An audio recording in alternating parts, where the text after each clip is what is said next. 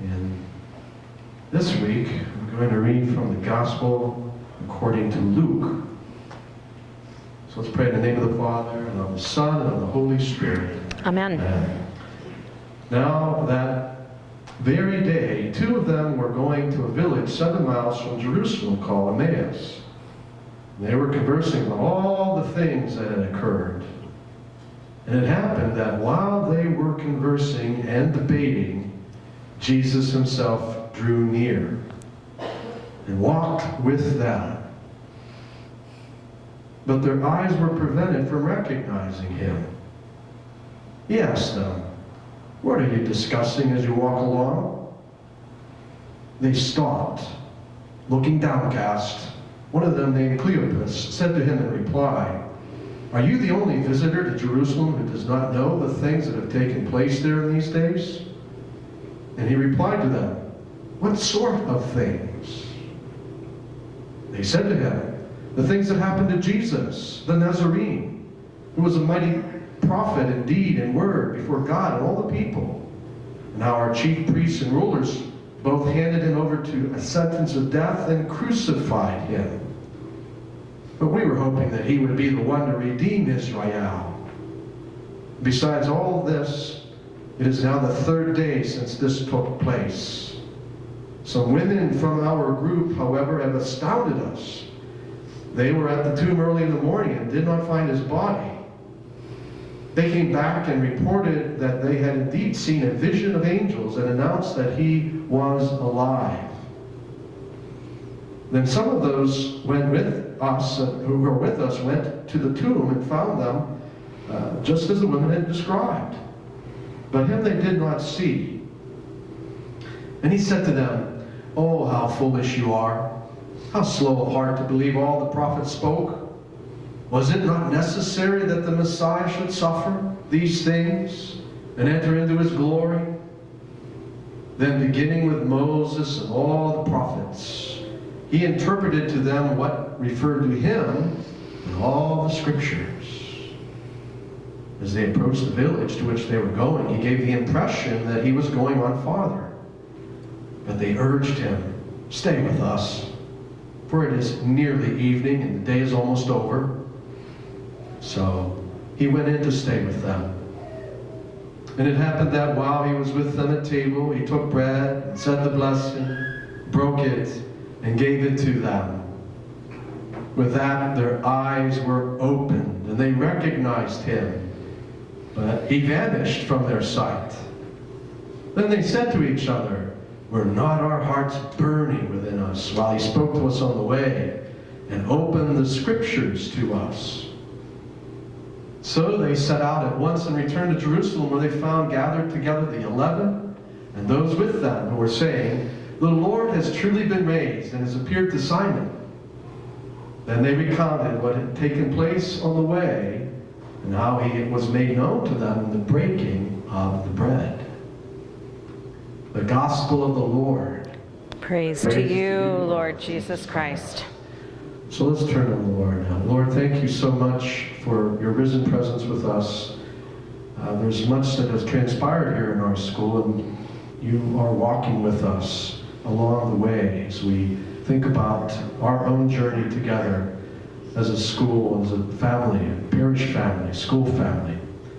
We're so grateful, Lord, for your presence with us tonight, and thank you for Mary Pat, who's with us as well, coming a long way to be with us. Please bless her, because she has some good news to share with us about classical Catholic education.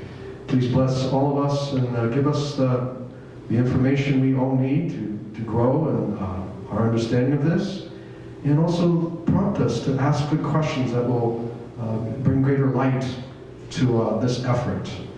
And we ask this in all our prayers through Christ our Lord. Amen. Father, Son, and Holy Spirit. Amen. Amen. Okay. So I'm going to invite Mr. DeLaura up to say a few words, and we'll begin. Thank you, Father.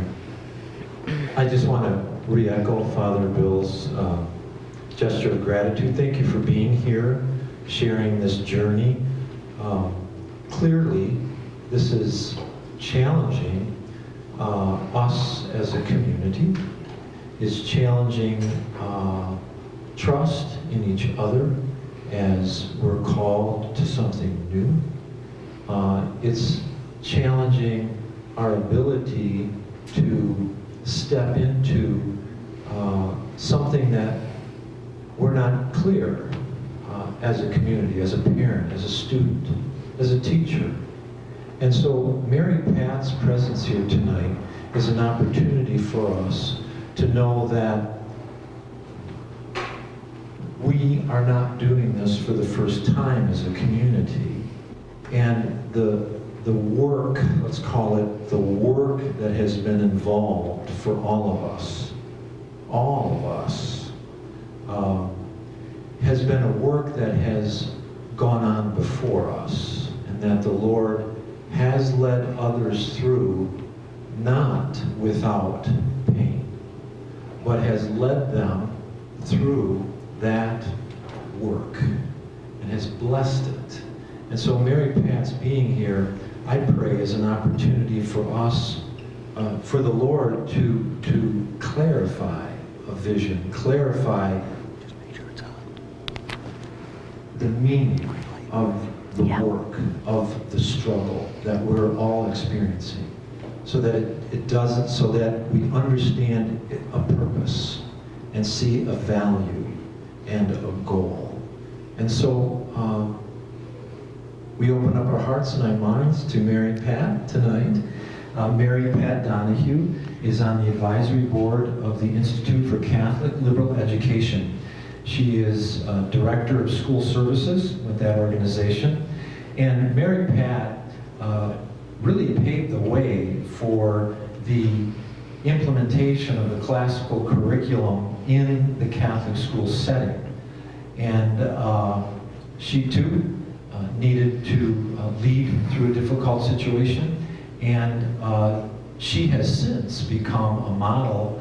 Her school, St. Jerome in Hyattsville, Maryland, has become a model, an inspiration, a spark for now hundreds of schools across the country, Catholic schools, that have implemented a classical curriculum and have seen for themselves the beauty, power of having children experience from preschool on up this mindset of who the child is and what it is they're capable and being called to learn. And that goes to the heart of a classical education, and Mary Pat is going to be able to speak to that more deeply tonight. So let's welcome Mary Pat. Thank you. Donoghue.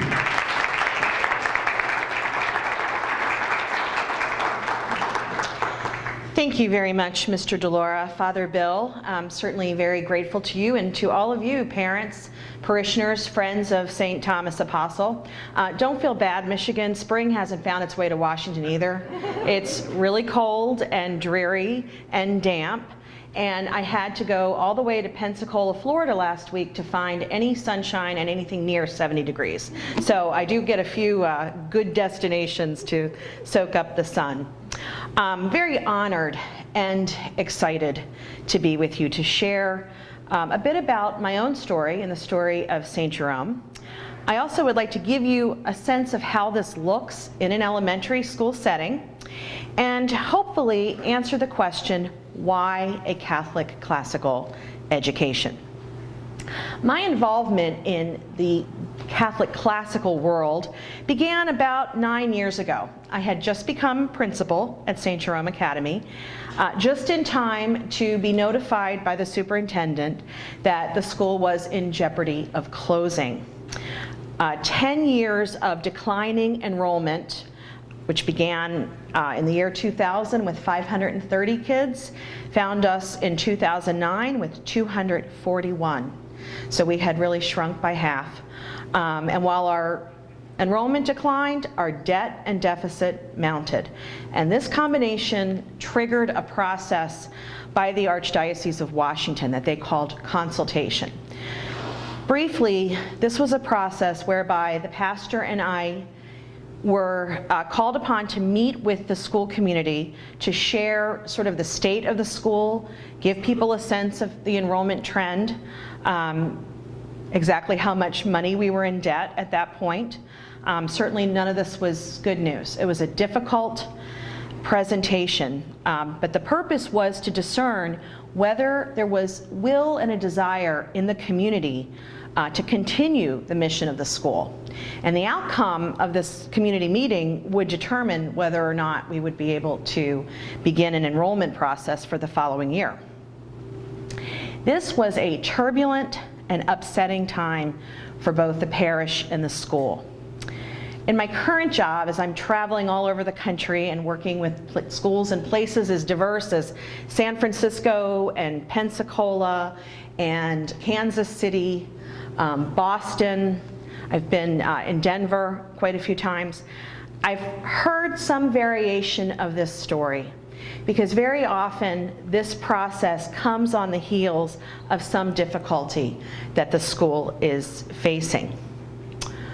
And change, even good change, can be hard for parents, for teachers, for all of us to absorb. At St. Jerome, I really shared in that anxiety because while it was my first year as principal, I had taught there for 17 years, and I actually attended the school as a kid. I was the youngest of 8 kids to go through St. Jerome, so I was deeply, deeply attached to its tradition and to the community. But now, thrust into the leadership position, I had come to realize that our school would no longer survive as it had been. We could not go on doing the same things, but expecting different results. We needed a fresh, new approach.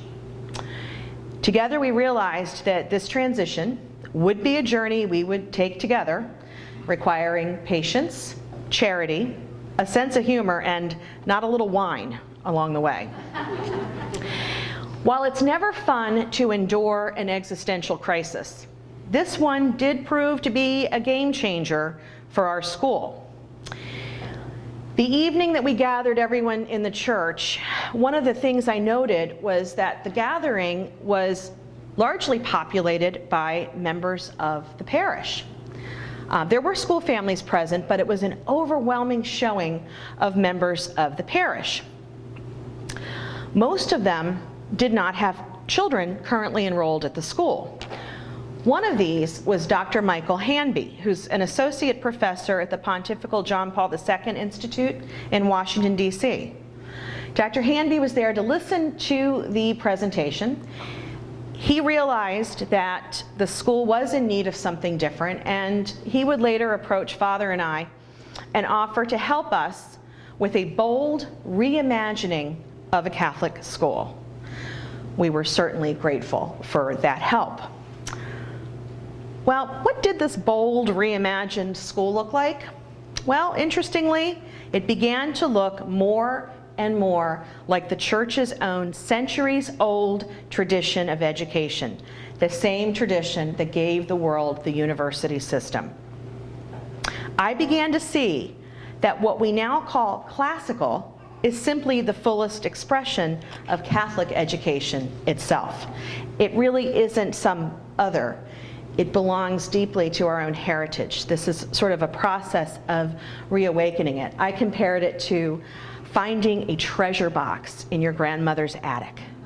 This was what this has been like for us, to discover the treasures that have always been ours. It was not coincidental that it was Dr. Hanby who proposed this. He had taught on the college level for many years at Villanova and Baylor before coming to the JP2 Institute. During his time in higher education, he was becoming more and more alarmed by the fact that many of his students, often the best and brightest that get into these schools, exhibited a listless spirit regarding their own education. He recalled his earliest days of teaching when students would pose probing and complex questions that would send him home looking up the answers, thinking about it, telling kids, "I'll have to get back to you." Over time, that intellectual curiosity has given way to this. The question he heard most frequently: will this be on the test? His students, he felt, seemed to lack a compelling vision of their own learning. And where there is no vision, the people perish. What led to this in our education system? Well, American education in general, and eventually Catholic education, began to be deeply influenced by the thinking of John Dewey, an educational philosopher, who placed the importance of higher things such as freedom, truth, wisdom, and virtue in a very low place. In fact, he felt they were not worthy of a student or teacher's time in the classroom. Instead, he believed that education was a systematic effort to instill the skills needed for the workforce, prizing efficiency over a comprehensive program and utility over the formation of the intellect. We still see traces of Dewey's thinking in things like our school schedules, where subjects are very separated from each other. Students kind of move through them almost on an assembly line. Over many decades of this has really led to a very compressed and kind of low and dispiriting view of education, characterized by endless standards and revising standards and changing and oppressive testing systems that both teachers and students find, frankly, soul-crushing. So how can we answer this? Well, our answer is found in the heart of the church and in the words uttered by a saint. I'll read this to you. It's hard to see, I think, from where you are. This is from St. John Paul II, who says, "Catholic education aims not only to communicate facts, but also to transmit a coherent, comprehensive vision of life in the conviction that the truths contained in that vision liberate students in the most profound meaning of human freedom." It's a restoration to the aims of education, which is to liberate the person, to free the mind, regardless of the circumstances in which our kids will find themselves. This deep and formative education will, in fact, free them. So, I want to consider 4 principles that come to us from our own church's tradition, and we'll sort of talk through those. From there, I'd like to go into the way these are played out at various grade levels in the school, and then, of course, invite you to ask any questions you may have. All right, so the first principle, we'll talk through each one. We have logocentric, the church's view of humanity, the historical framework with the incarnation at the center, and finally the development of language, trivium, and math in the quadrivium. So this first principle of logocentrism, this essentially states that we believe that Jesus Christ is Logos. Remember in the beginning of the Gospel of John? In the beginning was the Word, Logos, and the Word was with God, and the Word was God. Okay, so we start with that understanding. Colossians tells us that all things were created through Him and for Him. He is before all else. This means that we're not going to compartmentalize Catholic teaching. We're going to integrate it into our study of the disciplines. While maintaining the integrity of each discipline, we can show, for example, the moral implications of something. We can show some principle or some event in church history that illuminates the event for our kids. This also overcomes what has happened in education, which is the fragmentation of knowledge, the belief that each subject we study is totally different and unrelated. And it's hard in that environment for students to build up the kinds of skills that they need to acquire knowledge as they go forward. So we're looking at a curriculum that's a little more integrated. We're going to use literature, for example, that is thematically or historically connected to the time period we're studying. Why? Well, literature shines the light on things.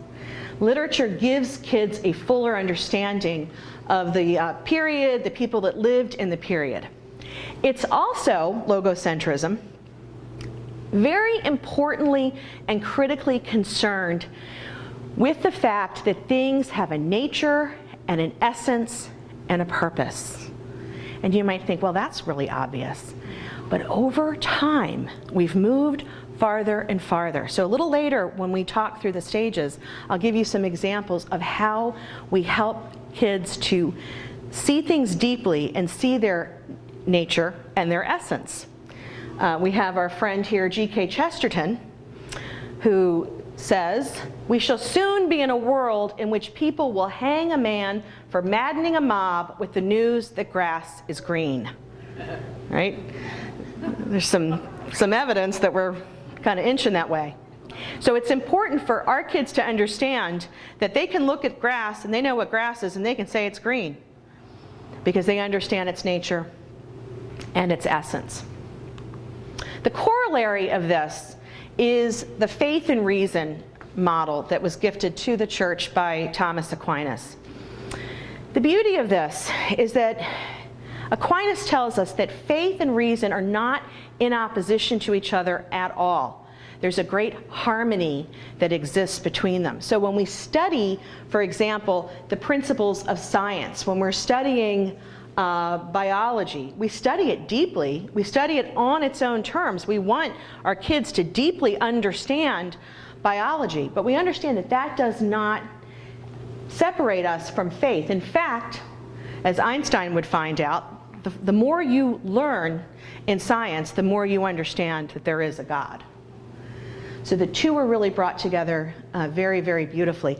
At St. Jerome Academy, my grades 5 through 8 nature studies, our science teacher will often integrate things like he might read the parable of the sower before they're doing a botany lesson on plants. And the purpose of this is to remind the kids that you cannot fully understand that parable if you don't understand the science behind it. So this is what we mean by that integrated curriculum. It's not that everything we do or say is going to be about religion, and you're not going to see math problems that say, if 5 apostles are walking down the road and 3 of them fall into the creek, how many are, it's not that kind of integration. It's certainly. And another John Paul the Great quote here that says, "Faith and reason are like 2 wings on which the human spirit rises to the contemplation of truth." Our second principle is this high view of humanity. It's taking the church's own view of the nature of the human person. The Greeks called it the divine spark. Incidentally, one of the reasons it's important to study the Greeks. Their entire culture was a longing for the divine. We learn a lot from them. I have a colleague in the Institute who teaches over in Minneapolis at Providence Academy.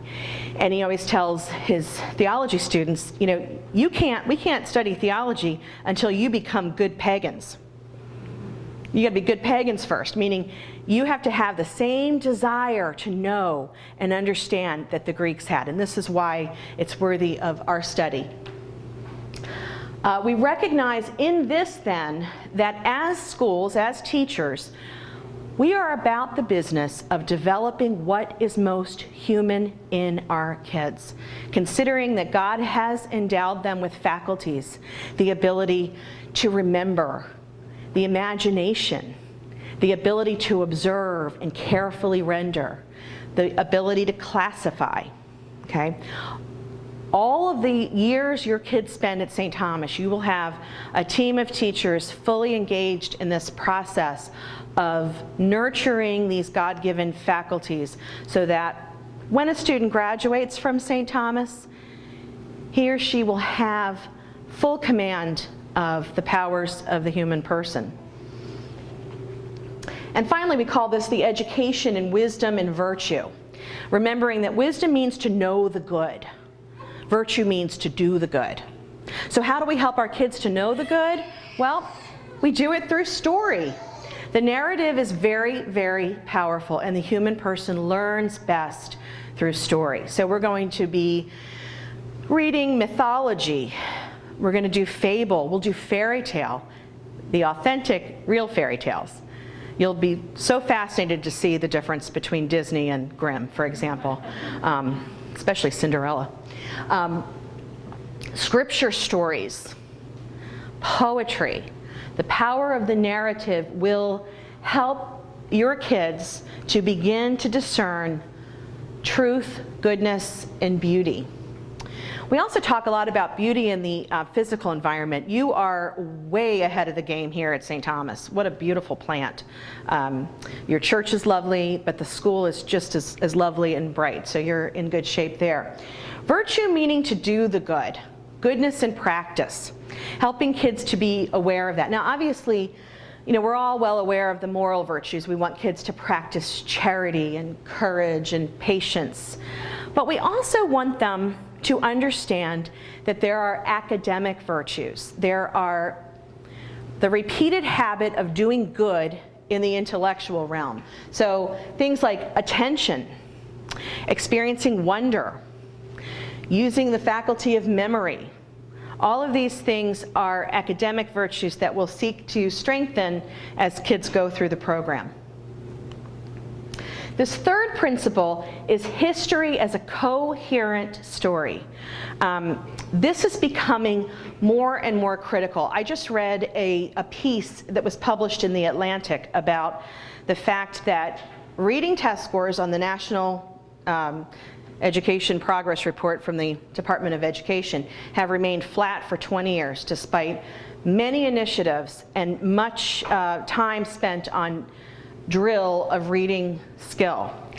And what's happening is we're finding in research, educational experts are realizing that what enables kids to comprehend is a breadth of knowledge about many things. Skill only takes you so far. So they recommend the teaching of history as one coherent arc. If you can picture twin tracks of Western civilization and salvation history, so that over time you'll see, and your kids will begin to see, the patterns of the human experience. There's always a pattern of rise and fall. There's a pattern of oppression and revolution. And it's repeated throughout history. We emphasize the incarnation of Christ as the center point because it is the event that exploded into human experience and changed everything that would come after it and actually changed everything that happened before it. There's a reason that the Greeks were yearning for the divine. Obviously, before fully revealing himself, God had endowed them with this desire. So we understand these pre-Christian cultures in light of a people waiting for revelation. Certainly when the incarnation happens, all of history changes. Of course, Jesus is born and dies in the Greco-Roman world. A few centuries after his death and resurrection, we'll see Rome collapse and fall and change the landscape as the gospel message is carried on the Roman roads into what we now know as Europe and into Asia and into Africa. The understanding of these cultures, especially Athens, Jerusalem, Rome, are really indispensable in understanding fully the events of today. And I think it's important, when we talk about things like current events, it's very hard to do current events with kids because they don't have much of a memory. They don't really have a context. But when you study the arc of history in a coherent and cohesive way, you begin to place things. Kids begin to see leaders have certain characteristics that are the same. There are certain characteristics to cultures that value one thing over another. And we certainly want our kids to see themselves as part of this compelling story. Our fourth principle is really from the 7 liberal arts, which is the trivium, which is the grammar and logic and rhetoric of a subject, language primarily, but not just language. We also apply the trivium across the curriculum. There's a grammar to math. There's a grammar to science. There's a logic to English. There's a logic to art. etc. These come to us from the ancient 7 liberal arts. We've had to adopt them, of course, and expand upon them, but these form, to some degree, the framework. And our understanding, and actually our knowledge of the trivium, at least in the modern world, almost has to be credited to Dorothy Sayers. Dorothy Sayers was a writer. She lived in England in the 30s and 40s, and she wrote an essay called The Lost Tools of Learning. Her essay lays out, in the beginning, her argument, actually kind of a rant, about the failures of education as she saw them in the 1930s.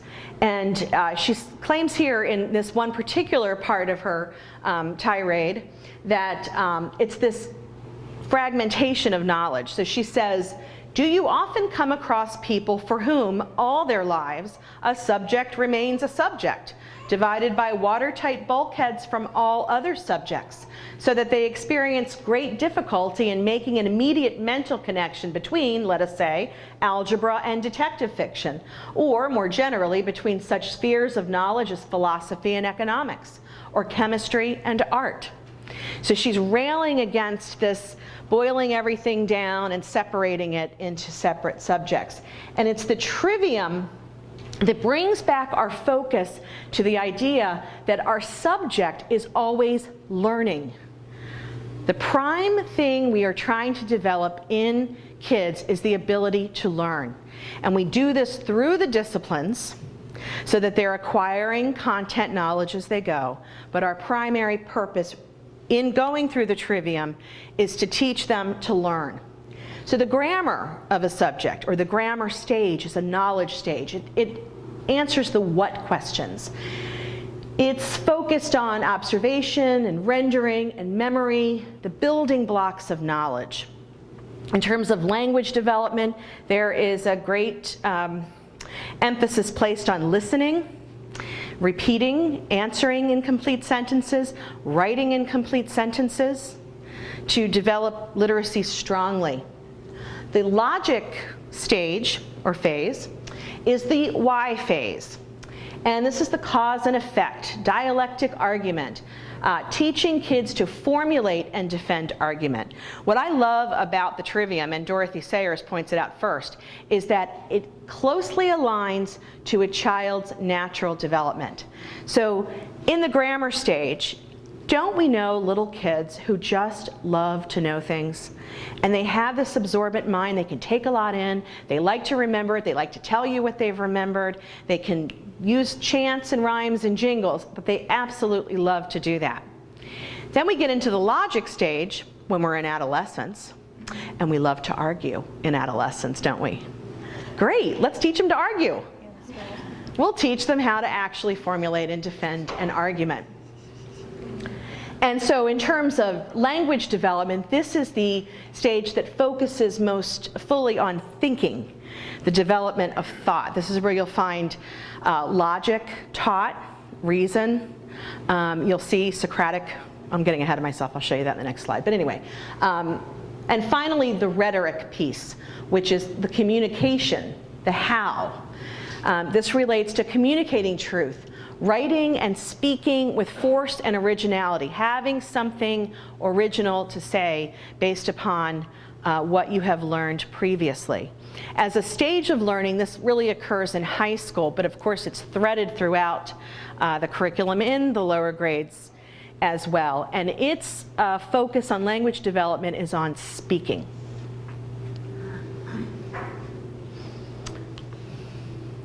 How does this look in an elementary classroom? Well, if you think about the grades that you have here at St. Thomas Apostle, roughly grades K through 5 would be grammar stage, although I have to say 5th grade is a real hinge. There's a lot of grammar, there's a lot of logic. So I don't know who teaches 5th grade here, but you have a hinge. So K through 5 is considered logic, and then grammar, and then 6 through 8 would be rhetoric. So looking at the lower or early grammar, K through 2, what happens in a K through 2 classroom? Well, first of all, when you are working with K through 2 kids, you are working with emerging readers. They don't yet know how to read. So a primary focus, which is today in your classrooms, will be this way in this approach, is teaching them to read through phonics, through spelling, through leveled readers, all of those things. That continues. But we're going to see more of an emphasis on the narrative piece. So teachers will read aloud from books like D'Aulaire's Mythology and Grimm's Fairy Tales and The Wanderings of Odysseus by Rosemary Sutcliffe. They'll hear scripture stories, classical poetry, some of which they'll memorize and recite. They'll keep journals, history and literature journals. There's not going to be so much of an emphasis on workbooks and worksheets, but rather an actual compendium, a resource that the student builds for herself throughout her time of study. These journals, K through 2, will be the place where we have students copying beautiful, good sentences from literature and works that they've read, while they strengthen their ability to write independently. So we're going to use practices like narration and copywork and dictation to build and scaffold until the student is ready to create. What I have found at St. Jerome's is this process, which is a narrative approach to writing, also dovetails very well with kids' natural development. A big criticism of modern education in terms of its writing program is there's a thrust to expect too many complex things in children who are too young. So this backs this up somewhat, but it gives students those natural skills and takes away much of the anxiety. I taught writing for years in school, and kids really hated it, which I thought was sad because I love to write. But they really hate being forced into something that they're not quite ready for. So we're going to build this up deliberately. And what we found at St. Jerome's was when they were producing sentences, they were producing sentences because they were modeled after amazing good writers. The philosophy behind this is sort of the same philosophy that governs the way the masters learned to paint. You know, Michelangelo didn't sit in front of a blank canvas and just start. He had studied and copied the masters who came before him, developing his technique, learning and understanding all of the component pieces until he could create. That's the same type of process that will follow in writing. You'll also see them keeping sketchbooks for nature studies and science. Our thrust here is from the time they're very little, we want to encourage a couple of things. We want them to experience wonder, and there is no better subject to do that in than science. Socrates tells us that wisdom begins in wonder. Wonder is a critical part of the spark that fuels the desire to learn. And when they're 5 and 6 years old, their minds are just ready for that. So taking them outside, having them collect rocks, bringing the rocks in, sorting them according to their own system. Will it be by color? Will it be by size? Will it be by texture? This sounds simple, but in fact, it's the beginning of the development of the habit of science. Looking closely, carefully drawing a leaf, carefully drawing something. Why do we emphasize drawing so much? Because you never really see something until you have to draw it, for one thing. But also, that skill, that habit of looking closely will translate into the way they'll approach a piece of literature later. I walked into our first grade classroom once, and they were studying animals. They do the plant kingdom and the animal kingdom. And the teacher was showing beautiful pictures and images of birds. And the students were gathered around on the floor with their sketchbooks, and they were carefully sketching the birds. And as I was listening to their conversation, I was seeing them begin to understand bird nests, if you will. Oh, feathers. Yep, they all have feathers. They have beaks. But this one's a little different. Their color can be different. They were beginning to think about what constitutes a bird. Okay, again, sounds simple for first grade, but it's actually the beginning of the habit of learning science. Incidentally, we want to approach science in elementary school from the whole when they're young. So we just want them to experience birds, draw them, color them, decide what's similar about them, before actually studying something like biology or ornithology later. So we always want to go from the whole to the part in science. Let's see. In terms of math, mathematics has to be learned from the concrete to the abstract. So we want lots of experience with three-dimensional objects that expose kids to the actual concept of number. You know, the number 7 presented to a kid is an abstraction. It's just a symbol. When they're young, they need to be experiencing that by counting 7 things, by making the number 7 various different ways. We also want them to see that math has its own mystery and has its own element of fun. And we will study history. They actually start studying the cradle of civilization at St. Jerome in kindergarten. So they study the ancient Egyptians and Mesopotamia and the Old Testament lands. They begin to develop an understanding of the geography. They will do little skits. They'll create storyboards. They'll present recitations based on their history to different songs and rhymes and ways that they can internalize this understanding. Moving to the middle grammar classroom, grades 3 through 5, they've learned to read, so now they're ready to read to learn.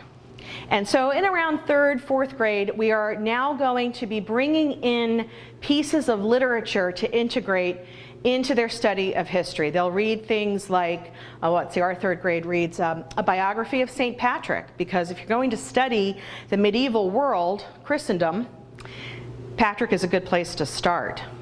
They'll read an interpretation of King Arthur. There's a book called Castle Diary that they read.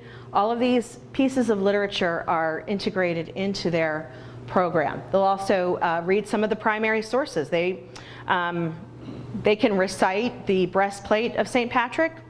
They know the code of chivalry. All of this forms the content of that time. So those skills that we developed in the lower grades, all that copy work and narration and dictation, those were the component pieces of writing. Now we're really going to put them together. They've been writing sentences up to now. They can do a paragraph in 2nd grade. But in 3rd grade, we're going to start actually expecting and encouraging them to respond to things they've read and heard in writing. So you'll see the 3-paragraph essay introduced. By 4th and 5th grade, we're up to the 5-paragraph essay. Our paradigm with writing is frequent, fairly short pieces, giving them lots and lots of practice with lots of feedback. We'll begin to introduce more dialectic instruction, more use of question a la Socrates to refine thinking and correct error. And our approach to science is going to start becoming more particular, and we want to intentionally teach it in a way that replicates the way it's done in the world. A scientist does not approach science as a reading content area, starting with vocabulary. A scientist always starts with a question. So we're going to find materials, we're going to change the way we teach so that we start with a question and an inquiry before studying what science has revealed over time. Let's see. You'll see more thematic units so that when your 3rd or 4th grader is studying a particular period, they're also going to be studying the art and architecture and music of the period to give them the fullest and broadest sense of the time, but also to strengthen their understanding in those subjects. Math continues to build on faculties developed in the early years, solidifying proficiency in number and operation. What we really want is opportunities to see the beauty and the wonder of math. These are 2 5th graders who are working on their telegraph machines. So we want them to see that math has an application. We want them to discover the Fibonacci sequence, in the petals of a flower, in the mollusk shell, in the curved spine of the unborn baby. All of these things are reflective of God's thumbprint, but they're interesting and they're compelling. So you'll see things like math projects alongside nightly practice of problems. And teachers, don't worry, I'm coming back. I have lots of resources for you to do that. So, in the logic stage, that framework of knowledge that has been carefully built from the time they're young now serves as the foundation onto which new knowledge can be hung, and pieces of knowledge are now connecting. So again, the ability to formulate and defend argument becomes the focus of our history and literature. We're teaching them things like text discipline. So if you're reading, for example, the Gettysburg Address and having a discussion about it, you must learn to use the text itself as your defense, rather than what you heard or what you saw on TV last week. It's a way of disciplining the mind and forcing kids to think more deeply and more clearly about what they see. Logic and reason are developed through the use of Socratic discussion. At this level, you can put kids in circles and start teaching them the principles of seminar discussion. We're also going to introduce informal logic, things like fallacies and syllogisms. And again, this thematic teaching demands a larger set of resources. At St. Jerome's, the 8th grade teacher was doing a unit, he's doing American history, so he was introducing the slave trade and slavery. And one of the pieces that he introduced was a papal encyclical written in the 1850s condemning it. That was an important piece for kids to read alongside the various documents and newspaper stories of the Compromise of 1850 and other such things. So the study of math is proceeding to ever higher order skills, geometry and algebra. And the preparation for this has occurred all along as we've encouraged them to observe and detect pattern. We want math projects. This is a group of 7th graders. This is the final project of a Platonic solid unit, and this is their Sapirsky triangle that they now treat as a living monument to themselves.